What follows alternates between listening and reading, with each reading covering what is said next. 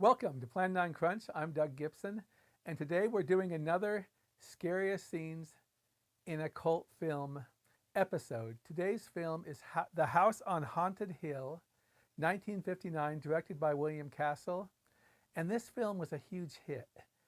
It was released by Allied Artists, and the film cost $250,000 and grossed about $2.5 million. It is not based on the famous story Hill House that was made in 1963, directed by Robert Wise. In this film, Castle has Vincent Price as an eccentric millionaire who invites 5 people who don't know each other to spend the night at a house that is supposedly haunted, and it is owned by an actor played by Elisha Cook Jr. You probably recognize his face if you see him. He was in a lot of films. Shane, and what was the other one? But anyways, Cook is a guy whose family died in this house. The other people are an employee of Price's companies. She's played by Carolyn Craig, and her name is Nora Manning. And then there's a test pilot played by Richard Long, and there's also a society columnist woman. And there's a psychiatrist who I believe is played by Alan Marshall. And let's see, those are the 5 people there. And Price is there with his wife. And her name is Annabelle. Price's name, by the way, is, let me see what his name is real quick here. Price's name is, forgive me, Frederick Lauren. His wife, who I said is played by Carol Omar, name is Annabelle, and those two despise each other, okay? It reminds me of Price's film, The Tingler, with the same kind of relationship he had with his wife in that film, who would have preferred he be dead, frankly. So, these 5 people are coming to the house. They have to stay there from 12 midnight until 8 a.m. The doors are going to be locked. There's no telephone. There's no way of getting out of the house. The windows are barred, and they all have a gun that's in a tiny little coffin to keep with them. So I want to go to a scene right now where Carolyn Craig, Nora Manning, she is kind of targeted as the one to get most of the scares in this film. And these are jump scares. And William Castle was probably the first director who really brought jump scares to horror films. Before then, in the 30s and 40s, horror films were largely had European influence, a lot of it expressionism and mood and atmosphere and cameras, how the shadows in the film would dictate horror. So in one sense, Castle was very revolutionary in that he brought jump scares to horror cinema. Of course, we have an abundance of jump scares today if you watch films like The Conjuring and other films like that. So Jack, why don't we go see a jump scare from House on Haunted Hill? Okay, here is Richard Long, who plays Lance Schroeder, test pilot, and Carolyn Craig, who is I believe she's a secretary. Look at that. There's a great jump scare. I love the way it moves. You know, Dario Argento did that in Suspiria with his demon. There's Richard Long character.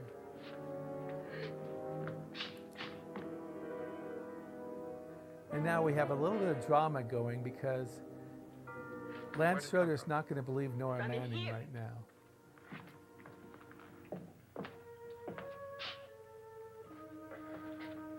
What if it ran out of here? I'd have seen it. Lance, it doesn't run, it just If you floats. see that bandage, he gets knocked over the head why earlier in didn't this I see it? film. You don't believe me. Can I? So she goes off in a huff. But that's a good jump scare scene. Now, I wanted to mention a little bit about this movie is that it was, well, Castle was influenced by carnivals. And so that plays a lot in his movies. And Vincent Price was ideal for a lot of William Castle movies because he oftentimes did horror very well with his tongue in his cheek. We're not really going to look at scenes with Price in this movie, but he talks very menacing, but it's almost like he gives this impression that, hey, I'm in on the joke. I know this is a bit of a satire, but it's still going to scare the heck out of you. I want to talk a little bit about the actors. Richard Long later was in the TV series, I believe, Nanny and the Professor. And I believe Long was also an Italian horror film made in the 70s, although I could be wrong on that.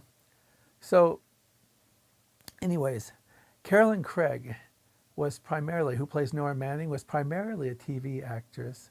She was in a few movies, and she had kind of a tragic life. In 1970, at the age of 36, she died of a self-inflicted gunshot wound. Now, this movie, like I said, was a huge hit. In 1999, they made a remake. And I'll be honest with you, the remake is pretty bad, okay? However, it did make a lot of money. So they made another remake of the remake. Not a remake of the remake, a sequel to the remake. And it was even worse. So if you really want to watch this movie and get the best experience from it, you can certainly try to watch the 99 version, but make sure you watch the 1959 version. So all these people are in the house. And I mentioned earlier that Long's character got bonked on the head. The lady journalist almost has a chandelier fall on her. So everybody's having these little shocks. You did see the lady who comes out, the horrifying looking woman. That is she's described as one of the servants in the house, she and her husband. And Price explains that her eyes are so shocking because she is blind. Well, Price gives the characters in this movie a chance to get out. They're supposed to be able to leave, and Nora Manning's character wants to leave, but all of a sudden, everything locks up 5 minutes early, which I think was by design from Mr. Price, and he tells everybody, you have to stay here. There's nothing you can do. And they all have guns, which makes for even more of a dangerous situation. And Elisha Cook's character name is Watson Pritchard. And as I mentioned earlier, he is the owner of the house, and he is constantly the talker of doom, telling everybody that someone's going to die and talking about the horrifying deaths of people before in the house. And he talks about how he was almost killed. And one thing I just love about this movie, and it's pure William Castle, is that downstairs in the basement, there's like an opening kind of reservoir where it's completely filled with acid. Now, how many haunted houses would have a downstairs room with a vat in the floor completely filled with acid? One more thing. Another thing is William Castle was big on gimmicks in his films. And like in The Tingler, he used, I think it was called Percepto, it may have been, where you get a buzz in your seat. Well, in House on Haunted Hill, he arranged to have skeletons flying down from the back of the theater to the front. They called it emergo. And I remember reading years ago, I think it was in the Golden Turkey books, where they said that these zooming down skeletons provided irresistible targets for schoolboys with slingshots. Now, I don't know if that's true, because a lot of the stuff in those books, some of those books like the Golden Turkey Awards tend to be, I think, imaginations of the authors more than actual facts. But it's an interesting little factoid. So we're going to go to another scene later in the film where we have some jump shots again. And what's interesting is, I don't want to give away the plot, what happens at the end, but Carolyn Craig's character, Nora Manning, she gets to scream a lot in this film because she is the one that's targeted with most of the horror scenes. And that's by design. Price and his wife, and Carol Omar gives a great performance, by the way, as good as Vincent Price. they are scheming against each other. So let's go to a scene, Jack, where this takes a little longer, maybe a minute and a half too, where we'll get to see some more jump scares and William Castle type fears. Okay, here's the house early in the morning.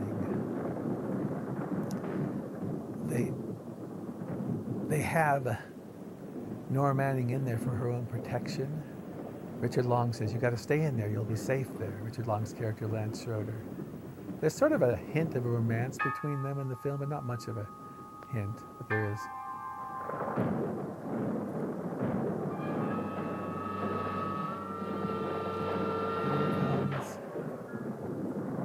comes something through the window.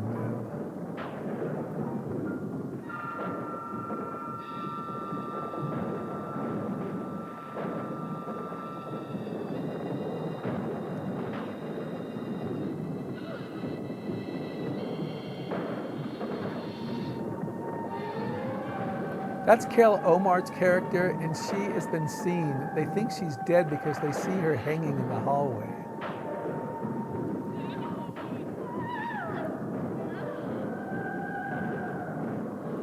There's good atmosphere in here, as well as the scare shocks.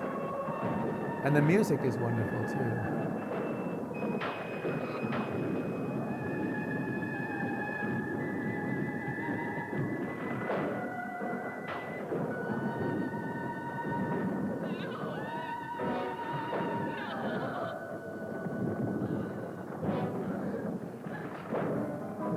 She's got her gun.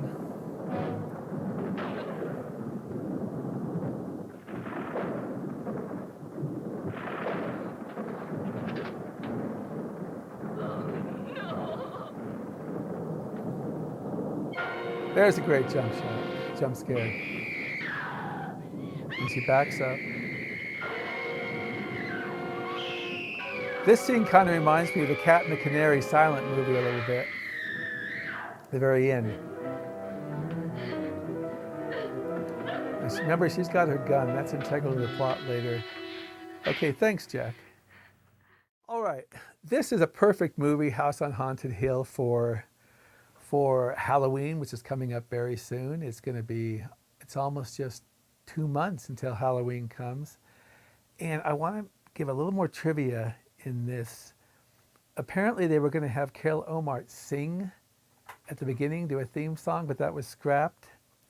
And I'm looking, this film has been released on VHS and DVD many, many times. It's everywhere. It's on YouTube. It doesn't cost any money. You can watch it in 5 minutes from now if you want to. It did get a Blu-ray release from Shout about a decade ago. And I think it's been riff tracked and stuff like that too. All right, okay. Let's see, there's a book, a sequel novel called House on Haunted Hill Resurrection, was published just last year. And it's described as a contemporary reimagining of the iconic Vincent Price horror film. And so I haven't read it. I might go try to check it out though. And they say that there's another remake in development, but it may be in development hell because I haven't heard any kind of news of a remake for House on Haunted Hill coming out. Anyways, I hope you enjoyed this. Please go see this movie. And this is Plan9Crunch, Scariest Scenes. I'm Doug Gibson, and Plan9Crunch is at YouTube. Please give us a subscribe. Also, we're at Facebook at Plan9Crunch Podcast and Blog. You can like or follow us there. We're on TikTok. Follow us there. We have a blog, Plan9Crunch.com. And I really appreciate you guys watching this. And that's a wrap.